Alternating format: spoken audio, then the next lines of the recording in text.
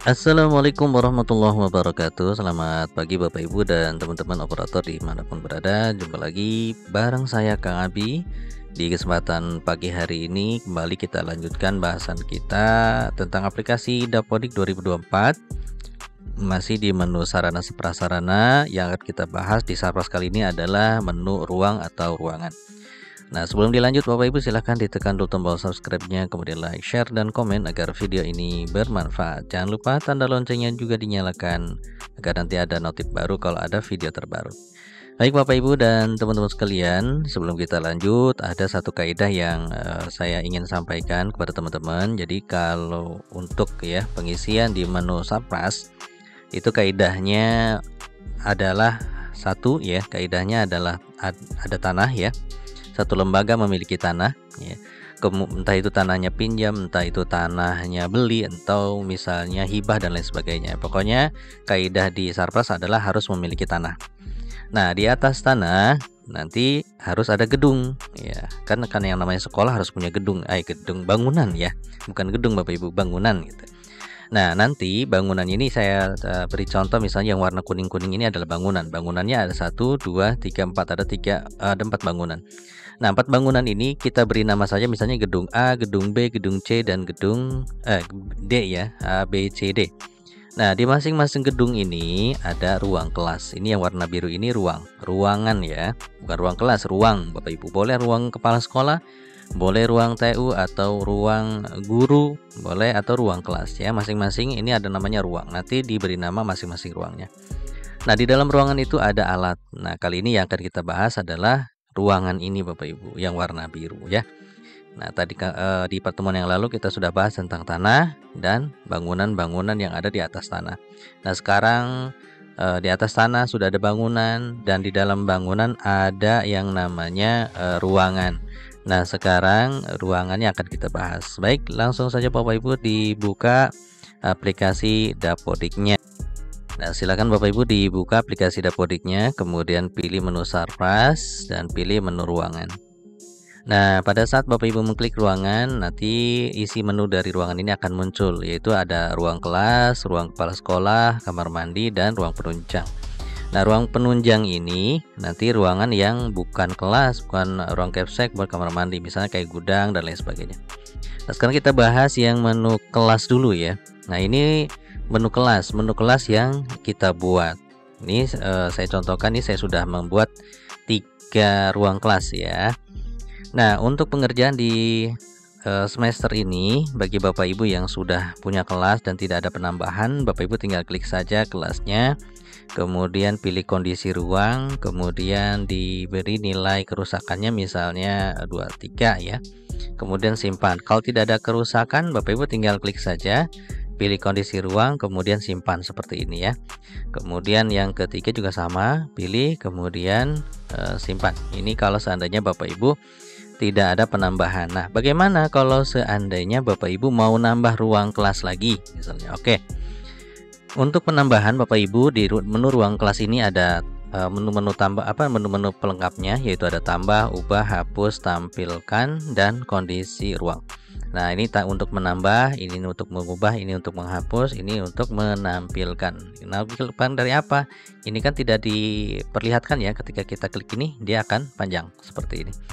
Oke, untuk menambah ruang Bapak Ibu klik saja di sini tambah ya. Kemudian jenis prasarananya di mana?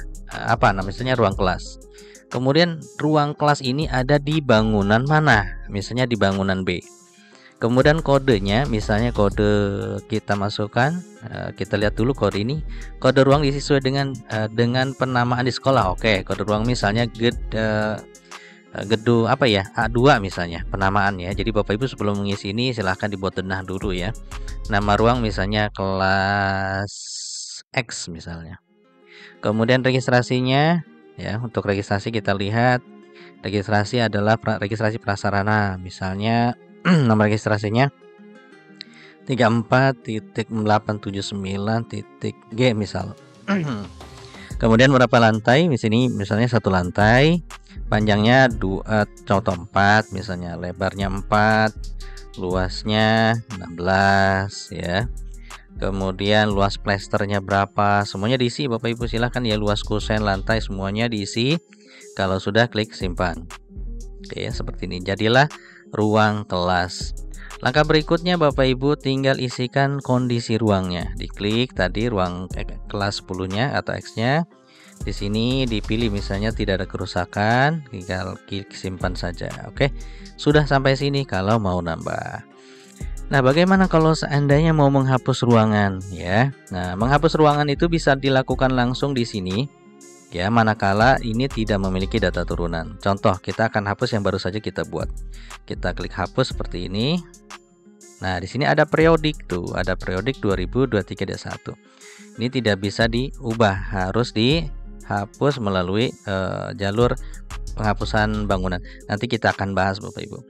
Jadi Bapak Ibu, menghapus ini bisa dilakukan apabila di bangunan tersebut belum ada data turunannya ya, seperti itu.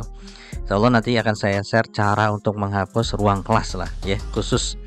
Oke, seperti itulah nambahnya ya. Kemudian ruang kepala sekolah bagi Bapak Ibu tinggal klik saja pengerjaannya. Kalau sudah ada ya, ruang kepala sekolahnya sudah diinput, tinggal klik saja ruang kepala sekolahnya. Pilih kondisi, kemudian pilih kerusakannya, misalnya tidak ada kerusakan, kosong misalnya, kemudian klik simpan. Kemudian kalau mau tambah lagi ruang kepala sekolahnya ada 3 ada 4, tinggal tambah saja di sini ya, seperti tadi. Kemudian untuk kamar mandi, nah di sini ada toilet, ya, sudah ada 2 ya, tinggal klik saja toiletnya, kemudian pilih kondisi ruang. Kondisi ruangnya misalnya tidak ada kerusakan, dimasukkan, kita simpan. Seperti ini. Sama toilet yang kedua juga kita pilih. Tidak ada kerusakan, ini kosong saja. Nah, berikutnya pada saat kita mengisi kamar mandi atau WC, kita juga akan ditampilkan atau diberikan menu-menu pelengkapnya. Dan yang paling baru adalah sub ruang bilik. Nah, sub ruang bilik ini Bapak Ibu diisi apabila kita memiliki bangunan 1 WC, di dalamnya ada kamar-kamar lagi, sub kamar gitu ya. Nah, kalau misalnya Bapak Ibu punya, kalau tidak punya cuman hanya 1 WC, 1 ruang saja ya sudah, tidak usah diisi. Kalau misalnya punya 1 bangunan WC hanya ada 2 ruangan saja, tidak ada ruangan kecil lagi ya sudah gitu ya. Nah, ini sudah saya jelaskan di video Dapodik versi 2023 ya. Nah, itu bisa dikerjakan karena isinya masih sama seperti itu. Dan ini adalah ruang penunjang. Nah, kalau Bapak Ibu mau nambahkan lagi tinggal ditambahkan saja di sini. Nah, kalau misalnya yang tidak ada penambahan sudah ada di sini, Bapak Ibu langkah pengerjaannya tinggal klik kondisi ruang saja. Misalnya tidak ada kerusakan. Nah, oke. Kemudian kita simpan. Sampai sini selesai ya, selesai Bapak Ibu. Beres ya kondisi ruangnya. Kalau mau tambah silahkan ditambah di sini di menu tambahan. Ya, seperti biasa kalau tambahan diisi jenis sarananya, mau sarana apa, misalnya ruang kantin lah mungkin ya, kantin misalnya, terus diisi semua seperti itu, seperti tadi nanti akan muncul di sini. Baik Bapak Ibu, demikianlah yang bisa saya sampaikan, mudah-mudahan ada manfaatnya. Kalau ada yang belum paham silahkan Bapak Ibu cantumkan di kolom komentar, soalnya nanti kita akan bahas lebih dalam lagi.